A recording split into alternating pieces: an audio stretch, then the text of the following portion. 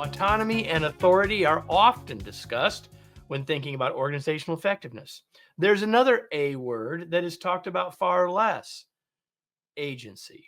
We will talk about all three of them today and how we as leaders can help develop more of them, especially agency, in our organizations. Welcome to another episode of the Remarkable Leadership Podcast, where we are helping leaders grow personally and professionally to lead more effectively and make a bigger positive difference for their teams, organizations, and the world. If you are listening to this podcast, you could join us in the future live on your favorite social channel, not for this episode, obviously, but for those future episodes. And so you can do that and find out when those are happening so you can interact with us and get your questions answered sooner, all of those things by joining our Facebook or LinkedIn groups. Just go to remarkablepodcast.com/Facebook or remarkablepodcast.com/LinkedIn to get connected with us so you know when we're doing these so you can join us live. We'd love to have you. Today's episode is brought to you by my latest book, Flexible Leadership: Navigate Uncertainty and Lead with Confidence. It's time to realize that styles can get in our way and that following our strengths might not always be the best approach. In a world that is more complex and uncertain than ever, leaders need a new perspective and a new set of tools to create the great results their organizations and team members want and need. That's what Flexible Leadership provides you. You can learn more and order your copy at remarkablepodcast.com/flexible. If you're watching, there's a picture of the book. Today's guests are Judith Katz and Fred Miller. I'm going to introduce them in a second, but first I'm going to bring them up here so you can see their smiling faces. There's Fred, there's Judith. Let me introduce them and then we'll dive in. For more than 50 years, Fred and Judith have been working individually and together on organizational and cultural transformation to create more inclusive and higher performance in workplaces. The Khalil Jameson Consulting Group was started in 1970. Fred joined soon thereafter, and Judith joined the firm in 1985. Fred is the current CEO. Judith and Fred are both recipients of the OD Network's Lifetime Achievement Award and have partnered with Fortune 100 and other companies, universities, government agencies, municipalities, and nonprofit organizations to create organizations which the level of interaction safety elevates the quality of interactions, leverages people's differences, and transforms workplaces into growth and learning environments where all people's talents are unleashed, results are accelerated, and productivity soars. Their partnership is proof that teamwork and collaboration do create breakthroughs. They are multiple-time best-selling authors, and their latest book is an award winner. It's a focus for our conversation today. It's called The Power of Agency: Cultivating Autonomy, Authority, and Leadership in Every Role. Welcome to both of you. So glad you're here. Thank you, Kevin. It's really glad to be here with you. Happy to be here for sure. Thanks, Kevin. I'm glad to have you. And so before we went live, everybody, we were having a conversation and Fred said he wanted to go first. So I'm going to ask Fred the first question. I'm just saying, that's what he said. I don't know why he wanted to go first, but he said he did. So I'm going to let Fred. So I'm curious. I mean, obviously I gave the really high level overview and journey of how you guys have gotten here. I'm just curious. Tell us a little bit more, Fred, about the journey that brings you to this book and sort of the career arc for the two of you together. Oh, wow. Thank you. Thank you again. Thank you for having us here. Many, many years ago in the ancient days, I was an internal employee of one of the insurance companies, Connecticut General Life Insurance Company, now called Cigna. And I was there in the 60s or 70s and seeing how the organization was operating. And it was right out of the old organizational man thing. It was like, and I mean man, it was very much rigid, strict, no flexibility, shut up unless somebody speaks to you. Once I said to one of my leaders, I asked a question and he asked me if I was being insubordinate. I mean, those were the days when things were tight and by the rules and by order, and you just shut up and did your job. I had an opportunity while I was there to start doing some workshops that help people be different in some OD consulting, organization development consulting, to start changing the organization as the times were changing. And in that process, I had a chance to get involved with training and education that really talked about a new way of operating. Not as progressive as we are now, but for those days, it was a giant step. And I did that for 11 years there. And then I brought in a consultant named Khalil Jameson, joined her, and then she and I were partners until her death. And we have, Judith and I have been working with many, many organizations. We learn a lot from our clients. And what we've seen most recently is that people feel very constrained in most organizations. Lots of rules, lots of processes. I have 2 clients now where if they want to work on a project from start to when they're ready to execute, it could take months, 6 months, 7 months, 8 months, 9 months, all of the approvals, all the checkers checking the checker, everybody having to do something, everybody looking at it, sending it out for people's approval, and then they make comments on things that they didn't make comments on the first time. Slow. And I keep saying, somewhat a tease not. Generative AI is going to have our answers, or at least its perspective on the world, in a matter of minutes. And then we humans are going to take 7 months to move through the process of deciding that's the right answer and activating. It's not going to work. It's not going to work. We have to speed up our organizations. And you speed it up by including more people and giving them the decision rights to make things happen in the organization, and not having a checker checking the checker, which was true in my insurance company. Literally, we had 4 people checking everything when I was inside the organization.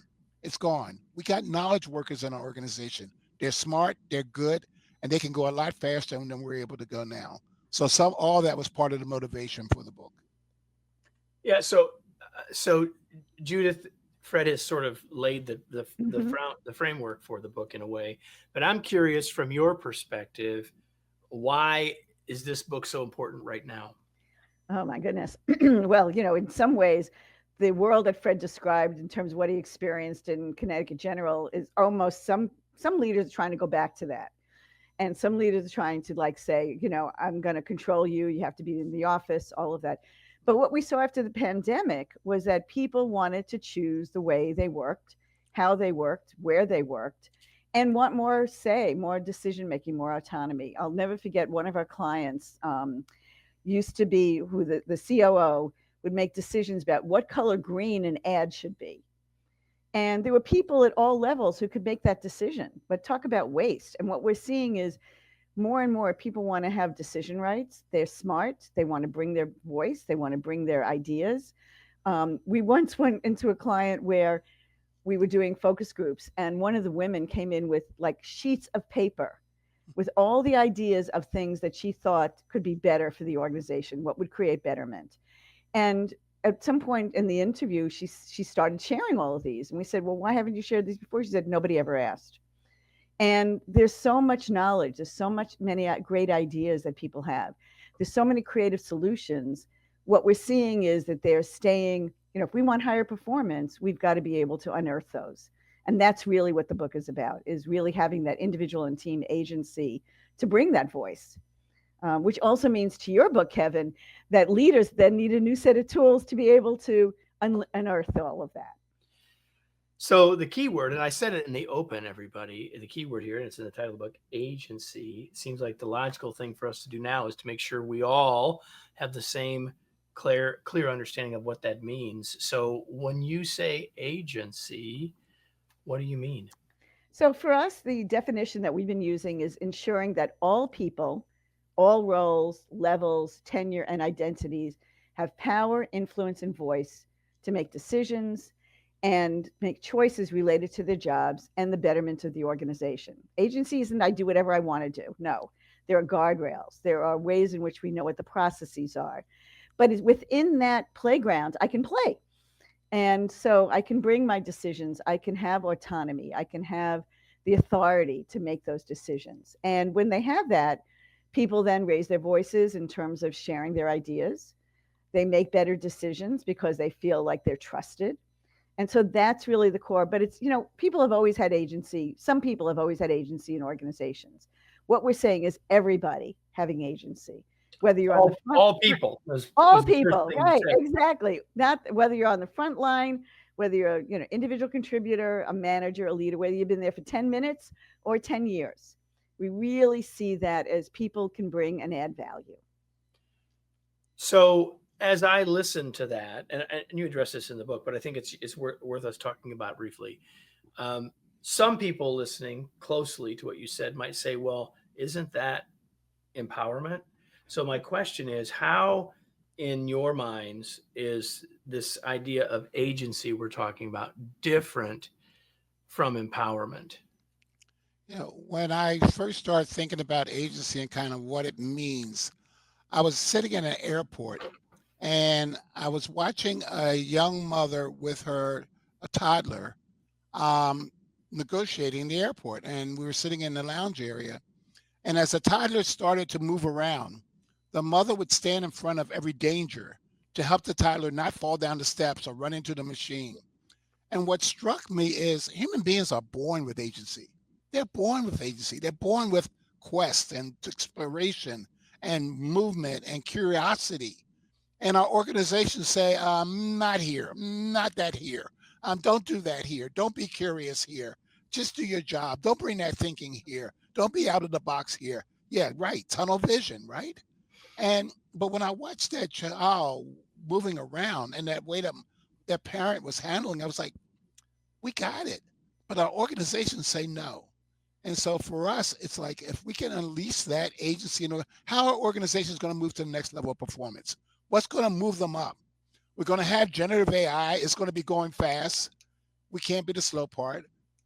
How do we move up there? We got to give agency to everybody in the organization. We were working with a manufacturing organization that everybody, the manufacturing plant had been there 20 years. They still had first line supervisors. They didn't need supervisors anymore. They were experts in their job. We are micromanaging people that don't need to be micromanaged. We have knowledge workers in our organization. They're bringing brilliance to the organization, and then we're smothering them. When we were working on the book, our publisher said, what's the opposite of agency? And Judith and I thought about it a while. And then we said, we know what we think it is? Smothering people. People feel smothered in our organizations. We have to unleash that in the organization. Yeah. And I would add the other thing about, and you asked the question, Kevin, about empowerment versus agency. When I think about empowerment, a manager gives somebody empowerment. I'm going to empower you. I think as Fred was saying about this baby thing, it's like, it's inherent. So it's how do I unleash it versus I bestow it. And I think that's where the differences are.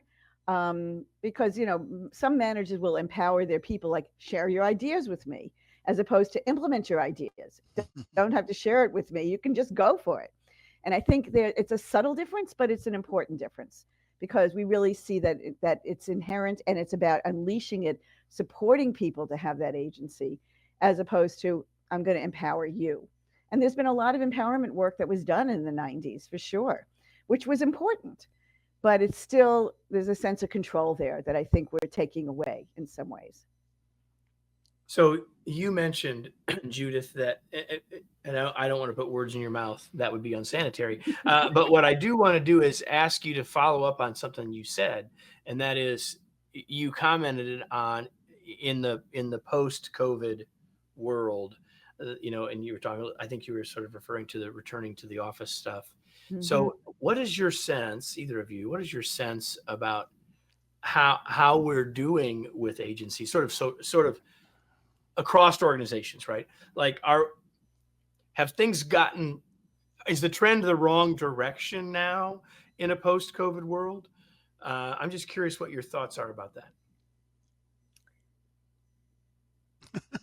Frederick, I'll start with something. I mean, it's a both, because I think there are some organizations where, some of the return to office, we do believe that we have to create glue and that people need to be engaging with each other on somewhat of a regular basis. I don't think it's 5 days a week, but I do think a couple of days a week or whatever, but doing it in a meaningful way. Going to the office and everybody on Zoom calls, it doesn't give you any benefit except for the fact that the real estate is being paid for. So that to me is not the answer. I do think, regardless of whether you're returning to office 5 days a week, 2 days a week, whatever, people need meaning. They need a new culture. We need to be intentional about that. And I think that some of the efforts that are going on right now are definitely moving in the wrong direction, are definitely saying, I'm going to micromanage you. You don't have voice. You don't have that. And I think we'll pay the price. I think organizations will not find themselves with the talent they need, with the abilities to work as quickly as Fred has been talking about. People will not be all in with discretionary energy. And I think that's what we'll lose with that. I think there are still organizations, and we have some clients that are definitely seeing agency as critical for their success and are really experimenting with and creating those guardrails and creating that. I mean, I know one organization, we were talking with the HR person who is working on agency, said we have great strategies. We just can't implement them fast enough. We don't have the skills and the abilities for people to make decisions because they keep on driving the decisions up. I think those are the places where we're going to see agency being critical. So it's a both. Kevin, I don't think it's an either or. Go ahead. Go ahead, Fred. Go ahead. And maybe an organization only needs to come together once a year. And maybe it's not 100% of the organization, but 50 or 60. But some critical mass of people need to come together. Human beings are social animals. We can only get some of that in this interaction we're having right now. We need to be in the same place, breathing air together, looking and being together. That discretionary energy is what organizations need to go to their highest level of performance. If everybody just did their job description, you'd be a C++, maybe a B- organization. Organizations that exceed it depends on how good the job description are, maybe not that good. You're being a little bit optimistic, I think, based on the job descriptions I've read. But your point, a moment of optimism. But people do that extra thing, that extra action. That's what makes organizations great. That's what organizations need to be great. And so how do you get discretionary energy? It's hard to get it on a platform like this. It's hard to get it when you're on Zoom and when you're not there with the person. It's those side interactions. It's that water cooler conversations. That is where I know who you are. I was at a conference once, and it was top leaders, 200 people of an organization. And they were having a big, important conference. And then I heard this side conversation and someone saying, I'm really glad they have been working from home. And so this was there was a meeting they were having after a couple of years. And was said, we actually, one person talked to the other, we actually thought you were mean. And we were always talking about, we don't really like her and like working with her, blah, blah, blah, blah, blah. But I've been with you for a couple of days now. You're actually a nice person. I'm going to go back to the office and tell people you're a nice person. No matter what else happened at that conference, that was worth the price of admission. That change is so significant. You can't get that if we just stay on the medium of being online like this.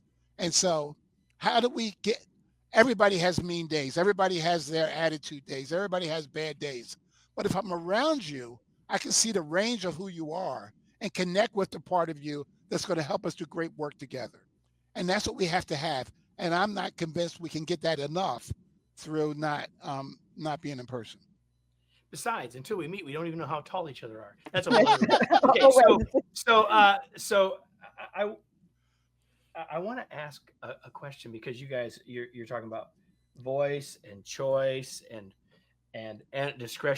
discretional energy. I love all that. And Judith, you made the comment that you have the client that says, we have this great strategy, but our folks don't have the skills. And then you went on. I want to go back to that, because there's unleashing this in people, and and we have it. We have the ability to have agency. I mean, we have it within us, the potential to have agency. And yet, once we put that in it's different than as a toddler walking around the airport. Like when we get to the office or to work, whether it's at the office or not, there are skills here. So like, talk to us about agency, not just let's unleash it. I mean, yes, there's guardrails, but not just let's unleash it, but what are the skills we need to put around this to help us be successful doing it? In the book, you've got like this 10-step process. We don't have time to get into all that, but what are the skills here that we can be thinking about that we can take away? Sure. I heard your names. I was holding back. One is you have said this already, Kevin, we got to build trust in our organizations. And how do we build trust? And what are the interactions necessary for trust? People need to know that they have choice around accomplishing a task. That here's the book, do it by the book, nothing but the book, versus do it in a way that makes the most sense given today's realities. and your know-how. So how do you do continuous improvement, which we always talk about, but a lot of people don't feel like they have the agency to do continuous improvement. I got to do it the way that my boss did it or the way that other people do it. So got to have that choice to do it. We have to experiment in our organizations, and people experience the autonomy and authority. The autonomy. Some things I'm going to do alone, and I'm going to do that independent of others.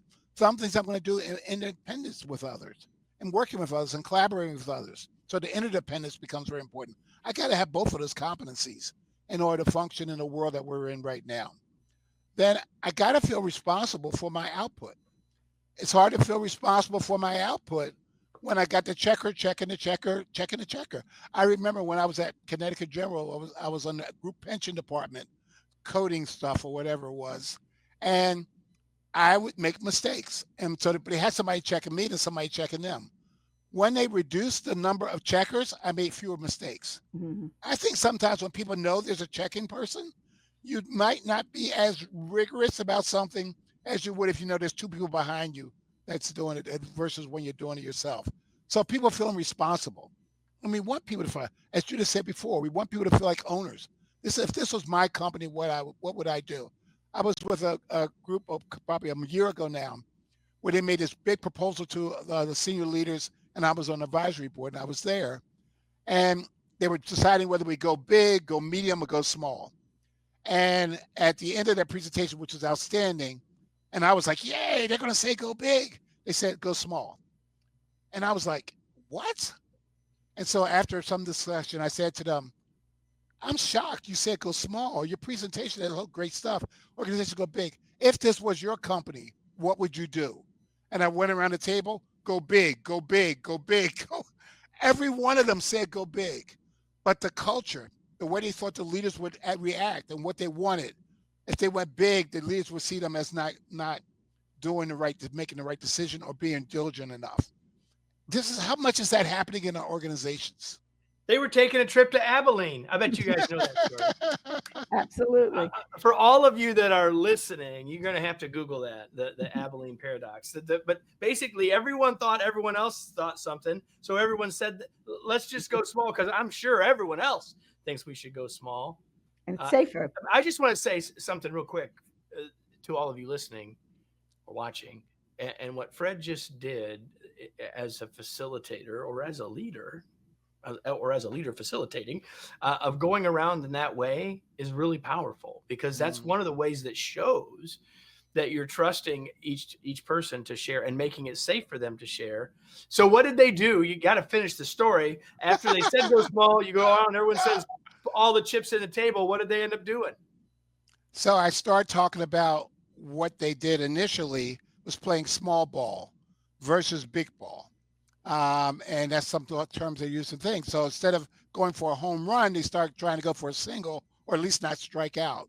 And so in the organization, they start talking about playing big ball, that we got to start playing big ball. We got to start not thinking small. We got to think bigger. And so they're bringing that into the way that they're operating.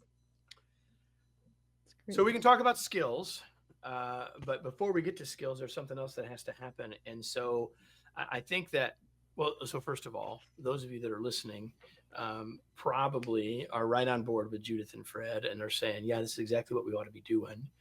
And yet, and even many people would probably say that, and then that's not what's happening. That's not what's actually happening. And so I guess the question I have is, what's the biggest mindset shift? Like, what's the biggest mindset shift that needs to happen for us as an organization to move in the direction of agency like you're describing? All right. I mean, one of the things, I'll go first. One of the things that I think is critical, and Fred started with this, is trusting your people and knowing that you've got the right people there. Because if you don't trust people, then you're going to keep on second guessing them. And it's interesting because we work with a wonderful CEO of a family-owned company, $3 billion family-owned. And one of the things is there are times where we have to coach the CEO about either you've got the right people or you don't, but you've got to make a decision about that, because that's where it starts. And once you trust people, then you can open that up. But fear, control, like I can do it better, all of those mindsets that leaders have, is what keeps people from not being able to bring their voice, from not being able to bring their contribution. And, in many ways, leaders are there to protect the company or the organization, but sometimes that protection actually undermines the very success that they're looking for. I mean, I'm worried. I'm worried about our organizations on many levels, and I think, how do we keep talent in our organizations? I'm not sure not being together periodically creates the glue. We need to be together to create that glue that has people come in. It was always a bad idea when people came to work when they were sick because they didn't want to let their team members down. But it was a statement about commitment. It was a statement about a commitment inside of the organization. I also joke about the fact that the generation that's in the organization now and one coming in, their parents still have their bedroom waiting for them, or their single parent had their bedroom waiting for them. When I left home, I was never going back, no matter what. I'd be on the street before I go back.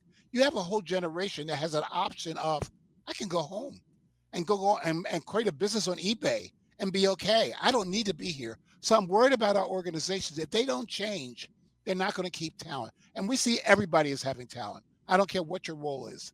They're not going to keep the talent they need if the organizations don't change and really play to that talent, build for that talent, support that talent, give agency to that talent.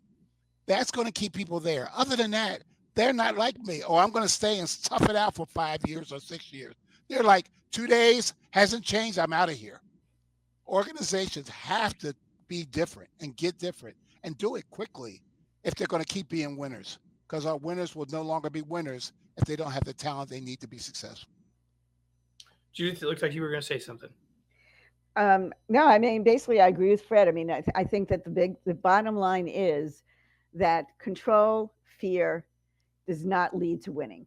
And I think those are the things that, when an organization is clamping down, you're going to get that limited ability to contribute. And, I think, and again, so many people are doing side gigs because that's where they're fulfilled.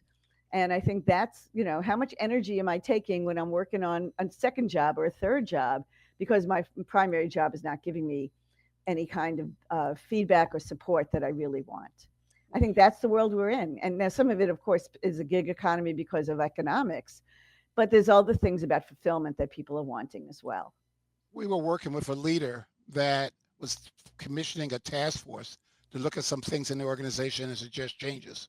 And as he commissioned them, he said, I want to tell you right now, I am wanting to say yes to whatever recommendations you come up with. Assume that I'm going to say yes. And so when y'all are going and thinking about what you're going to do, and maybe I shouldn't do this because he's not going to be okay with that, or the leader's not going to make it, I am coming back to y'all when you come into recommendations thinking yes. And 6 months they worked on it. They came back to him and he was true to his word. He said yes to all their recommendations. What does that do for a group of people? What does that do in an organization? As that's turned around, hey, you can bring forth your best thinking and the CEO is going to support you. My goodness, what have we unleashed in that organization? When people say like versus, oh, you're going to go in to see their senior executives? Well, they're going to be hard on you. They're going to try to see what you didn't do and didn't right. And so you better play small ball. You better play small ball when you go in there if you want to be successful. Because if you go too big, they're going to just see you as wild-eyed thinking person. The only other thing about that story, Fred, that I love is that a lot of people were concerned about those people who were involved in that task because they had so many other jobs because of the responsibilities that they had. And these people found the time, the energy, the wherewithal to be involved in this task because they were unleashed, because they knew that there would be a yes.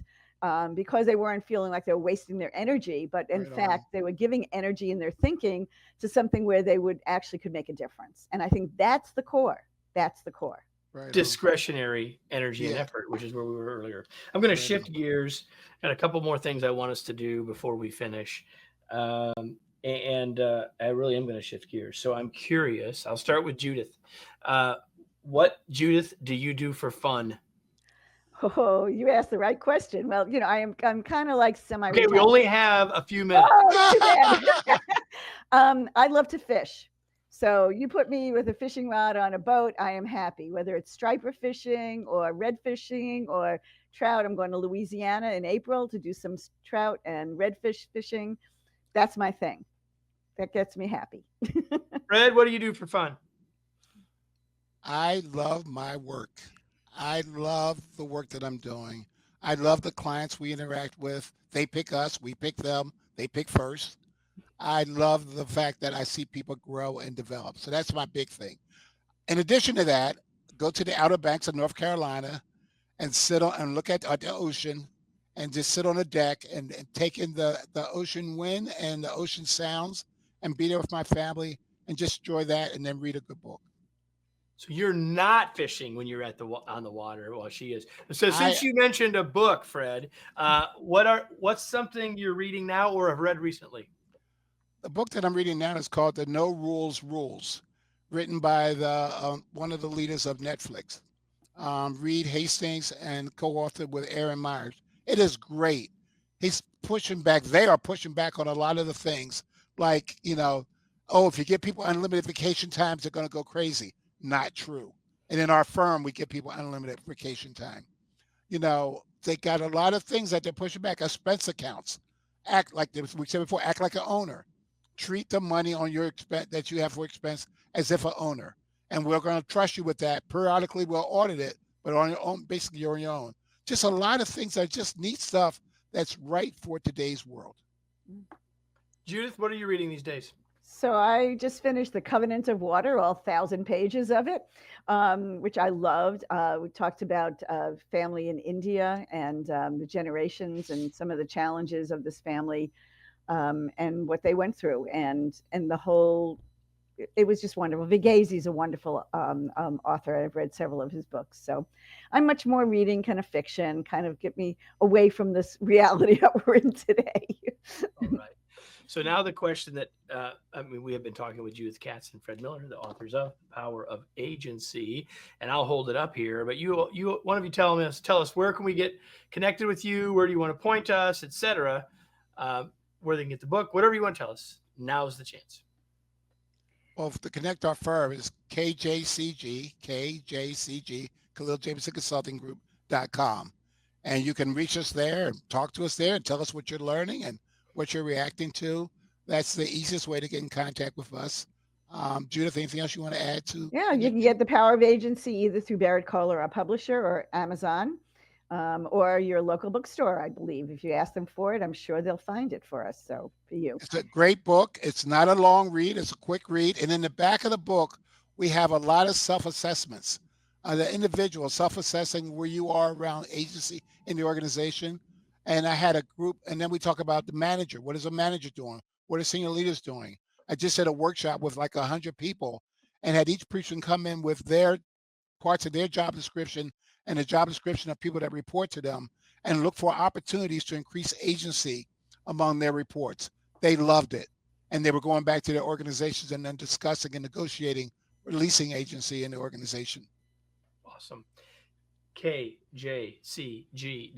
The Power of Agency is the book. I got a question for, let me give you the full title, everybody. The Power of Agency, Cultivating Autonomy, Authority, and Leadership in Every Role. Before we go, I have a question for all of you who are listening or watching. It's the same question I ask every single episode. And that is this. Now what? What are you going to do with this? What action are you going to take? Are you going to think about where in your organization you're playing small ball? Are you going to think for your organization about where control and fear are getting in the way? I don't know what those things are for you. There's all sorts of things that we talked about. There's all sorts of notes that I took. If you're watching, you can see my blue pen. But the most important question is this one. What are you going to do with what you learned? Because just learning it and just enjoying it, while we hope both of those are true, neither of those things will change anything for you or your organization. So I hope that you will think about that. Fred and Judith, thanks so much for being here. It was a pleasure to have you and to have this conversation. I've been looking forward to it. And for all of you, if you enjoyed this, make sure you tell someone to come listen. And if you are listening for the first time, make sure you follow, subscribe, whatever you need to do on whatever platform you're on, so you come back, because we'll be back next week, as we do every week, with another episode of the Remarkable Leadership Podcast. Thanks, everybody.